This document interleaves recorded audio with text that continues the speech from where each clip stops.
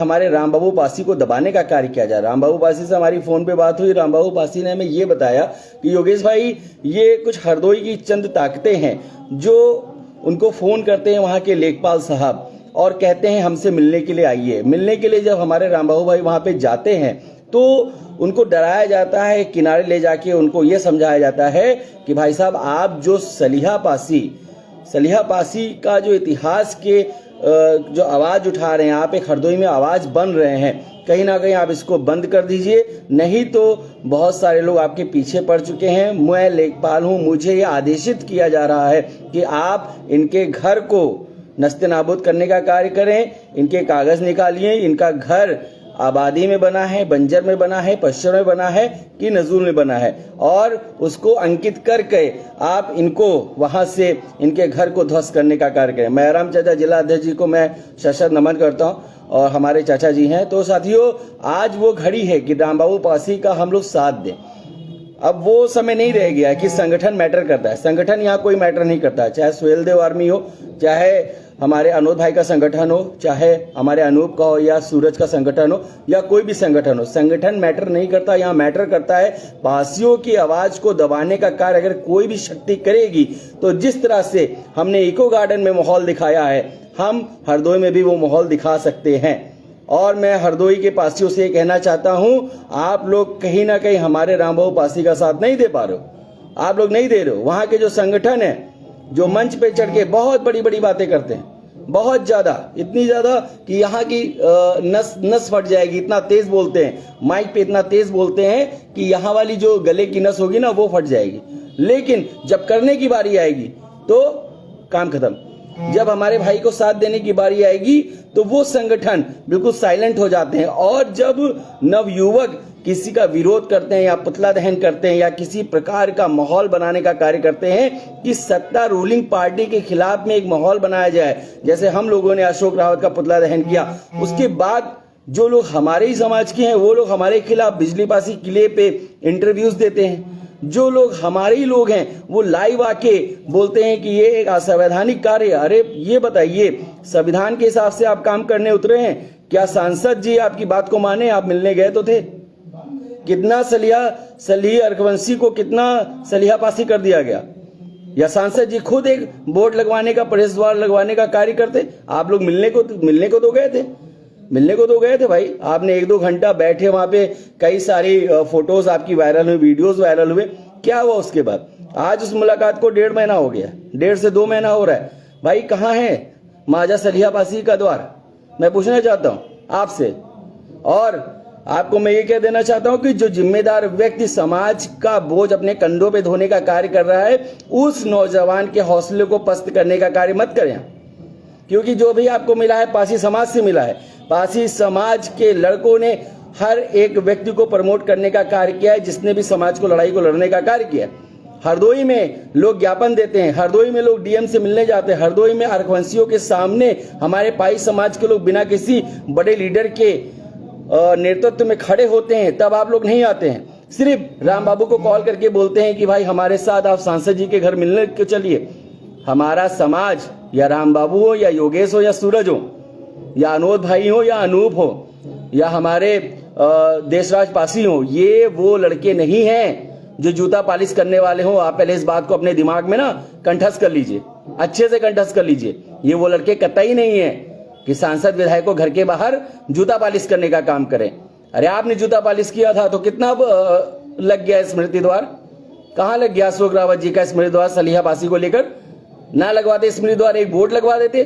आज संगठन की इतनी ताकत है कि हमने मोहनलालगंज में कम से कम 35 बोर्ड लगवा दिए। बिजली पासी, लाखन पासी, सुहेल दो पासी, बाराबंकी में न जाने कितने बोर्ड हमने लगवा दिए। हमारे सुहेल दो वाली संगठन ने, लाखन आर्मी ने न जाने कितने बोर्ड लगवा दिए। अभी इन लोगों की फंडिंग कैपेसिटी बहुत कम है। जिस दिन फंडिंग कैपेसिटी हो जाएगी ना, ये लोग प्रवेश द्वार लगवाने के लिए कि सांसद विधायक का जूता पालिश नहीं करेंगे। और आप लोगों से मैं कह देना चाहता हूं, आप लोग मंच पे चढ़ के बहुत बड़ी बड़ी बात करते हैं कि पासी ये था, पासी वो था, तलवार लेकर घूमते थे, और हम आज भी अगर युद्ध भूमि में उतर जाए तो ये कर देंगे वो कर देंगे। अरे आप तलवार लेके मत उतरिए, आप जो समाज का युवा अपने कंधों पर सलीहा पासी के साम्राज्य को बचाने के लिए, संडीला को बचाने के लिए लड़ाई लड़ रहा है, कम से कम उसके मनोबल को मत डाउन करे, उनके साथ खड़े होने का कार्य करें। क्योंकि ये वो युवा है जो संवैधानिक असंवैधानिक, चाहे कलम की जोर हो या धरने की जोर हो, वो हर जोर से काम करना चाहता है। इस जोर की ताकत को कम करने का कार्य मत करें। मैं बिल्कुल आपको मैं आपको निवेदन करता हूं, इस बात का हम निवेदन करते, हम आपसे बहुत छोटे। और बात रही रामबाबू पासी की, तो रामबाबू पासी भाई, आप बिल्कुल भी घबराने का और मनोबल डाउन करने का कोई भी जरूरत नहीं है, क्योंकि ये सामाजिक लड़ाई है। जब तक लड़ाई बड़ी नहीं होगी, क्रांतिकारी पैदा नहीं होंगे। अगर भारत देश हमारा गुलाम ना होता तो क्या भगत सिंह पैदा होते, चंद्रशेखर आजाद पैदा होते, उदय देवी पासी, वीरा पासी, ये सब पैदा होते, जननायक मदारी पासी जो दूसरे गांधी कहे गए, ये क्या पैदा होते? नहीं पैदा होते। और अगर राम मंदिर का मुद्दा ना होता तो क्या बीजेपी पैदा होती? बीजेपी के 2 सीट हुआ करती थी। राम मंदिर का रथ जब निकाला गया 2 से 85 सीट हो गया। तो आप परेशान मत होइए, ये पासी समाज के बहुत सारे मुद्दे हैं जिनको पासी समाज जीत में बदलेगा। और यही रास्ते हमको धीरे धीरे, जो अच्छे लोग हैं, जो पॉजिटिव माइंडसेट के हैं, वो एक हो रहे हैं। चाहे योगेश हो, चाहे सूरज हो, चाहे राम बाबू हो, चाहे देशराज भाई हो, सारे एक हो रहे हैं। और यही शक्तियां मिलकर, जैसे वहां पे पवन सरोज के मैटर में सारे गए, लखनऊ से आए, रायबरेली से आए, उन्नाव से आए, हरदोई से आए, प्रतापगढ़ से भी लोग आए और हर जगह से आए, वैसे ही अब ये जो माहौल बन रहा है, भले ही मैं कम लाइव आ पाता हूं, उसके लिए क्षमा प्रार्थी हूं, मैं कम लाइव आ पाता हूं, लेकिन मैं आपको इस लाइव के माध्यम से बता देना चाहता हूं, वह माहौल दूर नहीं है कि ये सामाजिक शक्तियां, संगठित शक्तियां, एक संगठन की शक्तियां बहुत जल्दी एक राजनीतिक पार्टी का रूप लेने वाली हैं। पासी समाज के लोग तैयार हो जाएं। ये जो नेता, चाहे योगेश पासी हो, सूरज पासी हो और न जाने कितने पासी हैं, जो फेस हैं, ये फेस आगे, चाहे रचित राम पासी भी हो, बिल्कुल मैं उनको भूल गया था, रचित भाई भी बहुत मेहनत कर रहा है। और ये सारे मिलके, लड़के मिलके, और हमारे विश्राम राजपासी चाचा जी, ये सब लोग मिलकर बनाएंगे ऐसी चीज कि हम लोग किसी के किराए के मकान में रहने वाले लोग नहीं हैं, और हम लोग किसी की जूता पालिश करने वाले लोग नहीं हैं। और बता देंगे इस जमाने को, इस देश को दिखा देंगे कि पासी ताकतवर था, पासी ताकतवर है, और पासी वर्चस्व में आने के लिए क्या कर सकता है, रणनीति बना सकता है, लाठी के जोर से भी आ सकता है, कलम के जोर से भी आ सकता है, और भीड़ इकट्ठा करके अपना जन आक्रोश भी दर्ज करवा सकता है। तो साथियों, मैं कहना चाहता हूं, हरदोई के लोगों से बहुत ज्यादा मैं प्रेशर डाल के मैं इस बात को कहना चाहता हूं कि राम बाबू का साथ दीजिए।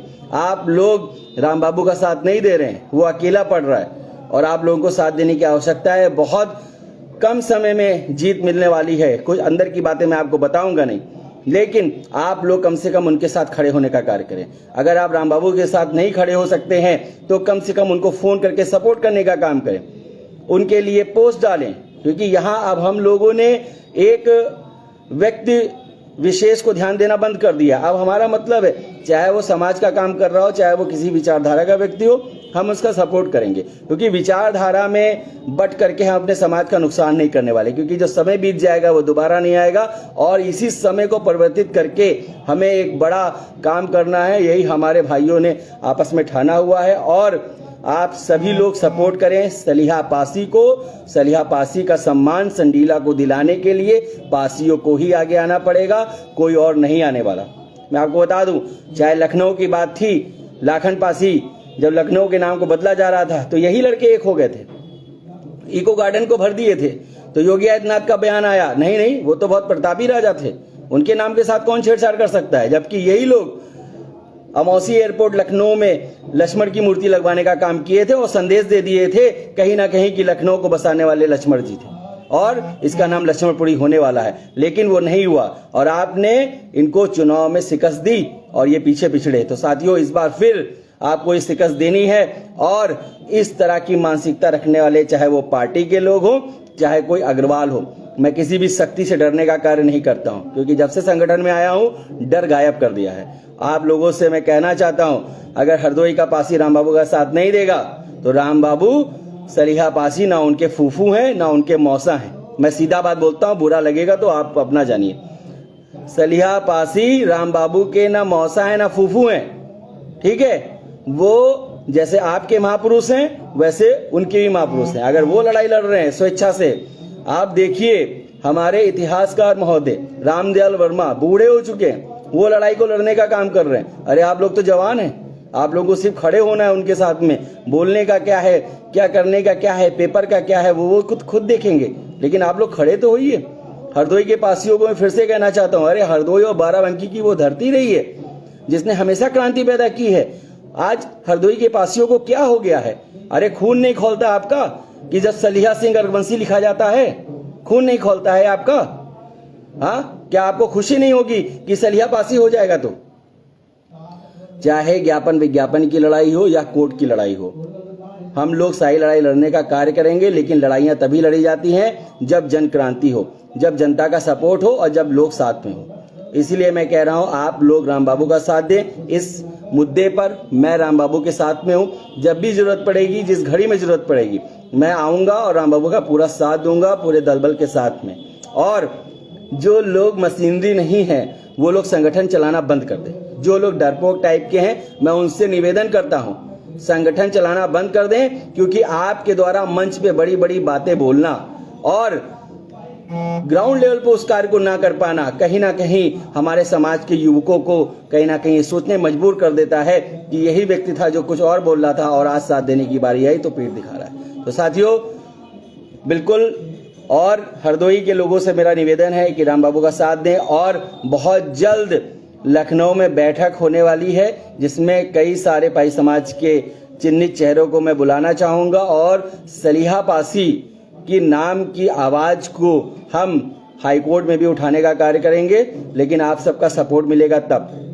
ना सलिहा पासी मेरे मौसा हैं, ना सुहेल देव पासी मेरे मौसा हैं, ना लाखन पासी मेरे फूफा हैं।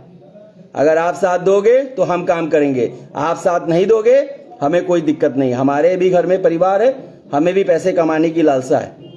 ठीक है, काम तभी होगा जब आप साथ दोगे। इस लाइव को इतना शेयर कर दीजिएगा कि उन अरकवंशियों के पास में, उन इतिहास चोरों के पास में पहुंचने का काम हो जाए कि अब मेरा पाई समाज जाग चुका है और ये सोता हुआ समाज, जो मुर्दा समाज था, जिसको आपने दलित शूद्र नीच हरिजन बना के रखा था, आज ये समाज मार्शल कौम बन के अपनी आवाज को उठाना शुरू कर दिया है। और ये इतिहास चोरों, मैं आपको ध्यान दिलाना चाहता हूं कि आप जो राजनीति का चोला बांधकर सामने आने का काम करते हो, अब ये सब चीजें नहीं चलेंगी। पाई समाज का युवा उठ खड़ा हो जाएगा तो आपको भागे रास्ता नहीं मिलेगी। तो ठीक है साथियों, हर हर महादेव। लाइव को अधिक से अधिक शेयर कर दीजिएगा। जय मार्शल समाज, जय भारत।